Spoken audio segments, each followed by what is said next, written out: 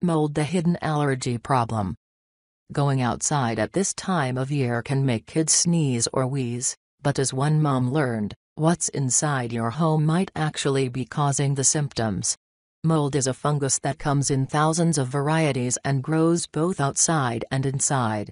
In order to thrive, mold needs two things: water and warmth, and you certainly don't have to endure a hurricane to find it multiplying in your home. Mold spores are everywhere. They're just waiting to be watered to start growing, says Paul J. Pearce, Ph.D., Assistant Professor of Pathology and Microbiology at Baylor College of Medicine in Houston. Mold can be present indoors during the entire year. And in most of the country, this is the time when outdoor molds start to grow as well. They flourish in damp, shady areas such as piles of leaves, hay, grass, and soil, and they last through late fall. In warmer climates, they can be a year-round problem. Up to 1/3 of children are allergic to mold, only pollen allergy is more common. Inhaling spores, the invisible airborne seeds of mold, can cause sneezing, a runny nose, itchy eyes, wheezing, and coughing. If one parent has allergies, a child has a 30 to 40% chance of inheriting the tendency to develop them. If both parents are allergic, the odds are more than 50%.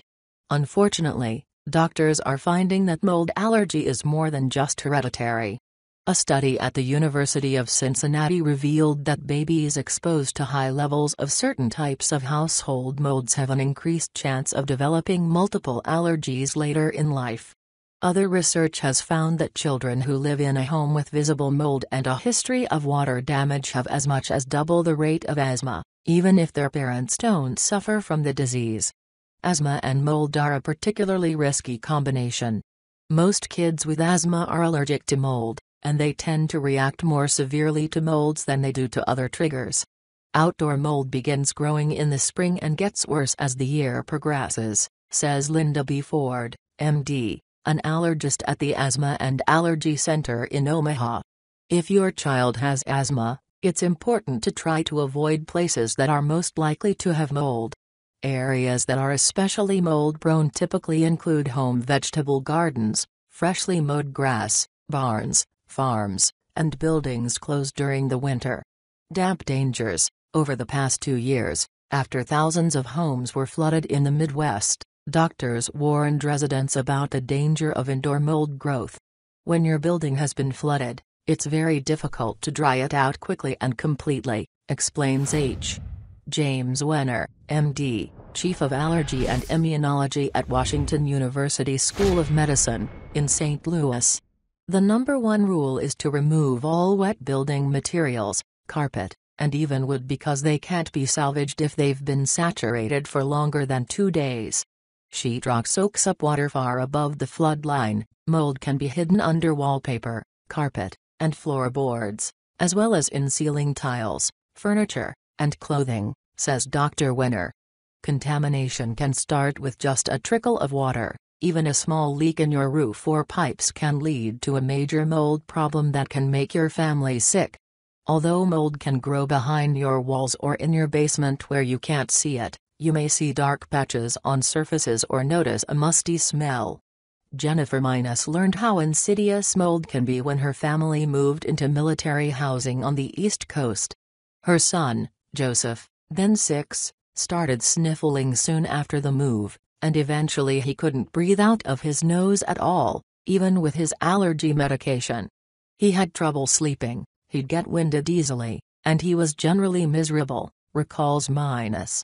She found mold growing on a wooden window frame, so she cleaned it with a bleach solution, but then she heard that neighbors had recently moved out of their house because of mold. She had her home's air quality checked, and the test revealed massive amounts of mold.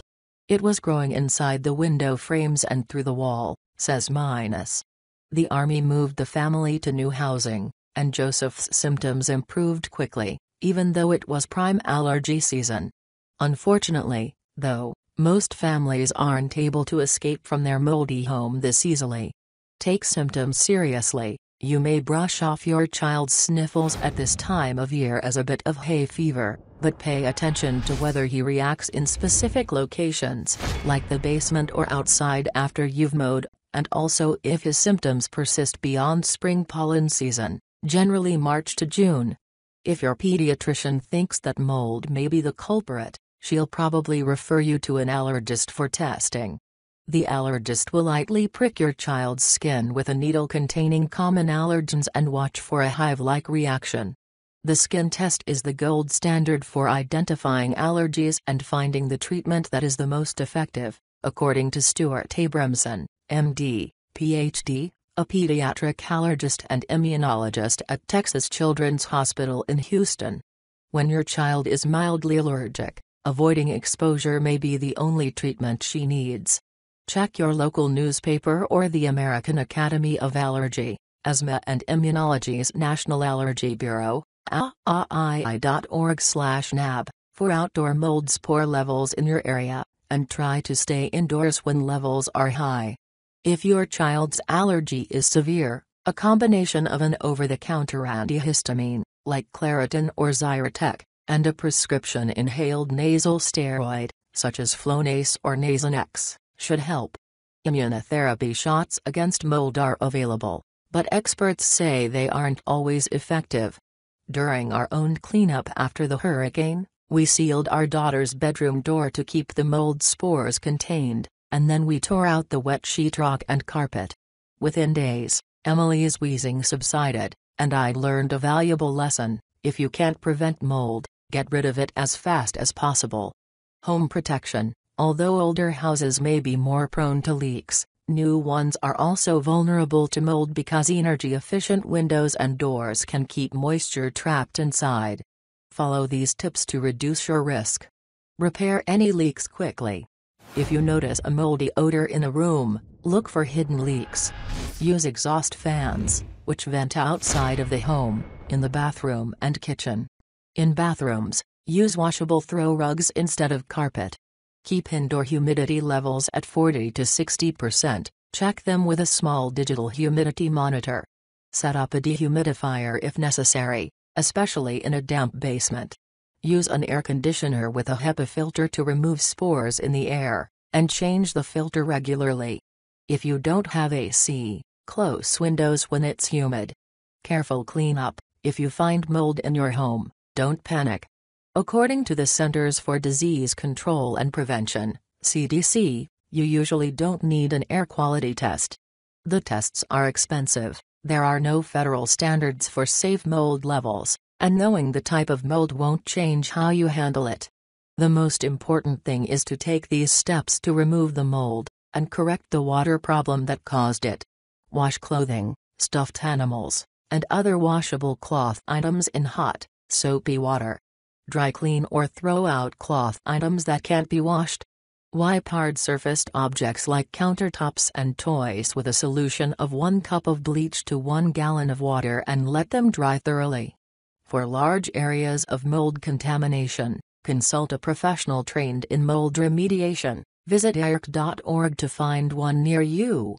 Ask your doctor if your family should leave while the mold is being removed.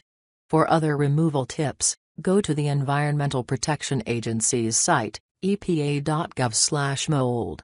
The truth about toxic mold. You may have heard news reports about toxic molds like Stachybotrys chartarum, which has been blamed for everything from runny noses to potentially fatal pulmonary hemorrhage during the past decade. A few molds do produce chemical toxins called mycotoxins, but you'd need to swallow them to get sick. In order for inhaled mold to pose a serious health risk from mycotoxins, you would have to be in a very, very heavily contaminated building, says Dr. Stuart Abramson. But the CDC is still urging caution. According to its comprehensive study, any type of mold can cause symptoms if you're exposed to large quantities of it for long periods of time, even if it's not considered to be toxic. Children and adults who suffer from mold allergies or lung diseases are the most vulnerable.